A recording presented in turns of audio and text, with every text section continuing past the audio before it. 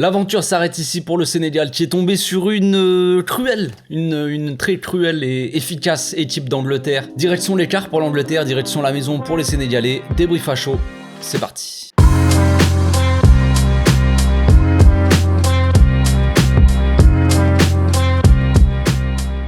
Au passage, n'hésitez pas à vous abonner, liker et commenter, c'est le meilleur moyen de me soutenir et ça fera plaisir à tonton.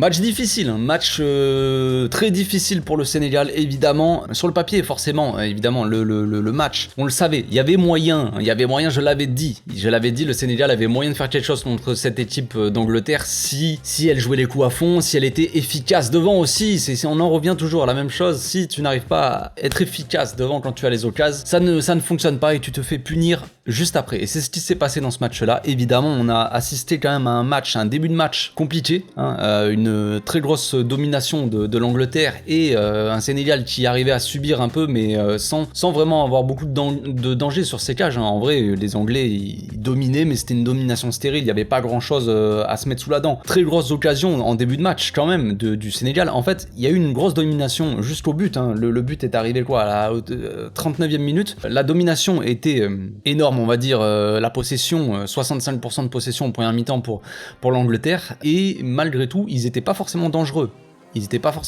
Et à côté, le Sénégal, le moindre ballon qu'ils avaient, ils le jouaient à fond, on va dire. Sauf que l'efficacité derrière n'y était pas.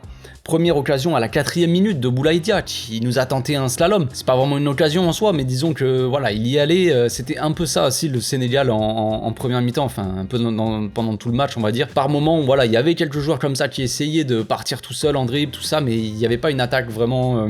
Toute l'équipe attaque, tu vois, un truc comme ça. C'était vraiment des contres. Et malheureusement, les Anglais, ils arrivaient bien à gérer le truc physiquement, au niveau de l'athlétique. Les Anglais, ils sont assez puissants, ils sont assez rapides, que ça soit en défense ou même en attaque, donc très difficile pour le Sénégal de faire des différences, surtout quand tu pars tout seul comme ça à l'aventure. Boulaye Dia ensuite qui autour de la 30e minute qui nous a tenté une belle frappe, je sais plus exactement la construction de l'action, mais en gros Boulaye Dia se retrouve avec le ballon dans la surface sur le côté gauche, il arme sa frappe du pied gauche et le goal fait la bonne sortie, arrêt réflexe du bras là et il sort le ballon. Et là tu te dis si frère, si tu n'arrives pas à tuer le match là, s'il y a un but, c'est différent. Évidemment les Anglais, on les sentait quand même beaucoup plus dangereux, pas forcément dangereux, j'ai du mal à m'exprimer peut-être. On va dire que tu sentais que les Anglais pouvaient se procurer quand même beaucoup plus d'occasions, même s'ils n'étaient pas spécialement très dangereux sur le but de Mendy, en tout cas dans les 30 premières minutes, bah tu sentais quand même qu'ils allaient avoir des occasions dans le match, parce que forcément les mecs ont tout le temps la balle,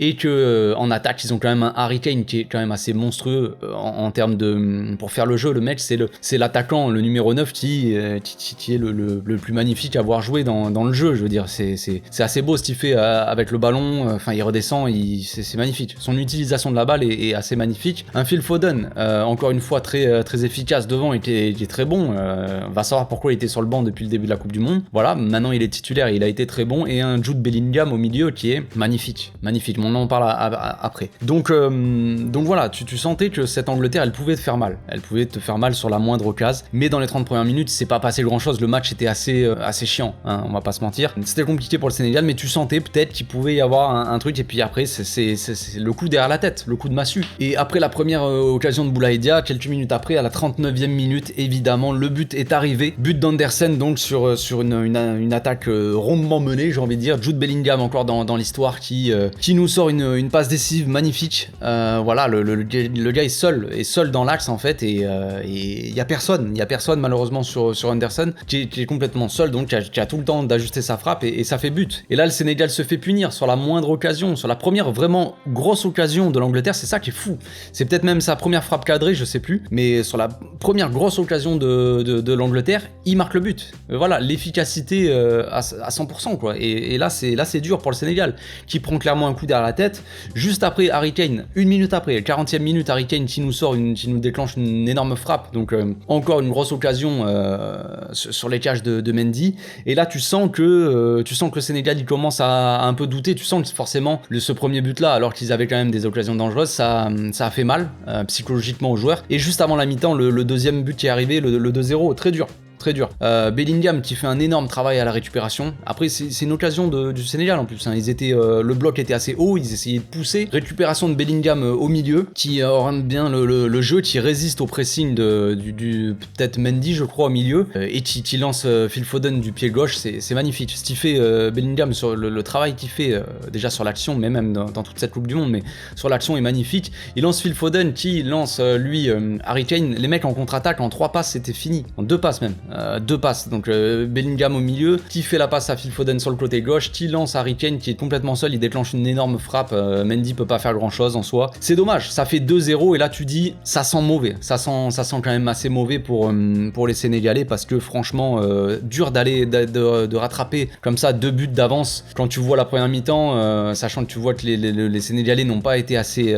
efficaces. Donc cette première mi-temps elle finit donc à 2-0 avec quand même donc 4 tirs de la part des Anglais, 3 tirs pour les Sénégalais, sauf qu'ils ont cadré 2 tirs les Anglais et ils ont mis 2 buts. Tu vois l'efficacité clinique, c'est ce qu'on disait, c'est ce qu'on répète. Alors que les Sénégalais ils ont fait 3 tirs, ils ont cadré une frappe et ils n'ont pas réussi à marquer. La deuxième mi-temps là il y a eu beaucoup de changements d'Aliou Cissé, hein. Il a sorti Iliman Ndiaye qui était pas mauvais je trouvais, mais voilà. De toute façon déjà aussi je l'ai pas précisé avant, mais l'absence de Gana Gueye elle fait très mal, hein, sur ce match là au milieu, dans le travail, dans la projection déjà au niveau des attaques, et dans le travail de pressing tout ça au milieu quoi, sur les défenseurs et tout ça, elle fait mal cette absence de Gana Gueye, évidemment on la ressent. C'était ce qu'on avait dit dans le débrief quand le Sénégal était passé dans son dernier match, on avait parlé de cette faute bête on va dire de Gana Gueye qui fait une faute qui est un peu inutile et au final qui prend un carton et qui est suspendu pour ce match là. Dur, on avait dit que ça allait être dur et évidemment ça a pas loupé.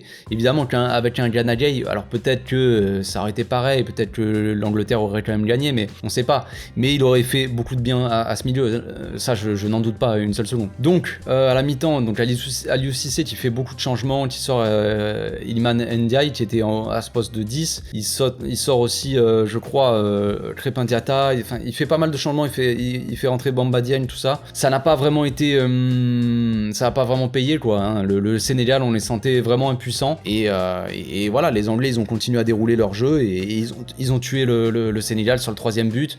Autour de l'heure de jeu, hein, c'est Bukayo Saka qui sur une passe de Phil Foden encore une fois qui a été très bon, donc ça vient au final pas mal de buts sont arrivés du côté gauche de l'attaque anglaise, du côté droit de la défense sénégalaise. Donc Phil Foden qui fait le centre et Saka qui est un peu seul, qui est laissé un peu encore seul dans l'axe, qui a tout le temps pour ajuster, qui fait une petite balle piquée au-dessus du goal et voilà, ça fait 3-0, c'est peut-être assez cruel, mais c'est une victoire assez logique dans le contenu. Après quand on regarde les expected goals, hein, toujours, on voit quand même que au niveau de l'efficacité, les Anglais sont redoutables. L'Angleterre ils sont à 1, le Sénégal ils sont à 0,80, donc en soi le match aurait dû se finir à 1-0, tu vois, un truc comme ça, en termes de chance, vraiment de grosses chances de chacune des équipes. Donc c'est là que tu vois que quand t'as une équipe qui est solide derrière et qui est efficace devant, sur la moindre occasion, eh ben ça paye.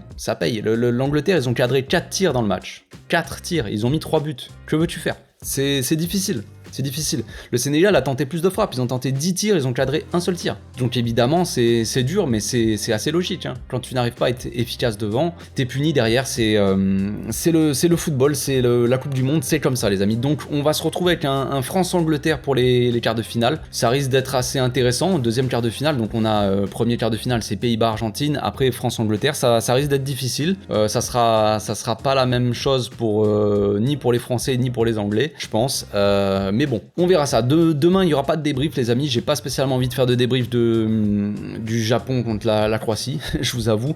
Et le Brésil, le soir, je ne pourrai pas. Voilà, c'est comme ça. Donc, on se retrouve mardi. D'ici là, portez-vous bien. Passez une très bonne soirée. Ciao.